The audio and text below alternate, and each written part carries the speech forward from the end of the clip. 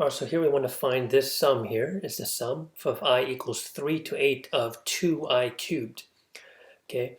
Now we can do a couple things here, but the first thing I'll do is I'll bring the 2 out front. Okay, so we get 2 times the sum, I equals 3 to 8 of I cubed, right? Now, that I cubed is good, right? There's a well-known formula for this, but there's an issue.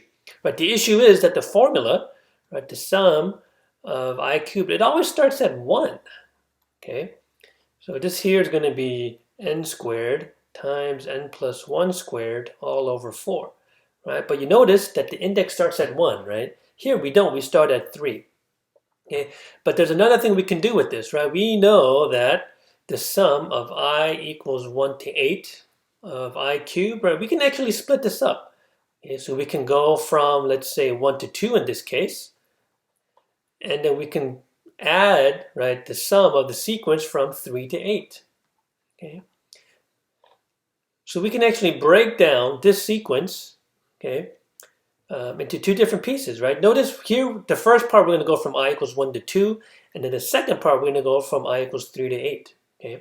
So to find this series then here, this sum, right, we actually have to, if you do a little bit of algebra, we can actually subtract this over, right? So this series, I equals 3 to 8, should equal, right, 2I equals 1 to 8 of I cubed minus the sum I equals 1 to 2 of I cubed.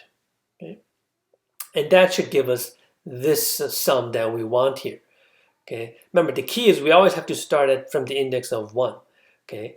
So from here, we should be able to plug in these values, right? It's 2 times, now we're going to use the formula for I cubed here, right? From I equals 1 to 8. So when we plug in the 8 here, we get 64.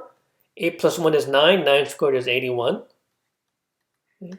And in this case, we're going to use the same I cubed, but we're only going to go till n equals 2, right? So 2 squared is 4. Right? 2 plus 1 is 3. 3 squared is 9. We're going to divide that guy by 4 here. Right, so in this case, we get 2,592. Right, in this case, we get 18. So once we subtract these together, we get our final answer. In this case, 2,574. Right, so the main point here is to make sure you look at the indexes very carefully. Right, we always should start at 1. Right, but there's ways around it. Right, we can break down the series into two different parts and use the parts to get the final answer.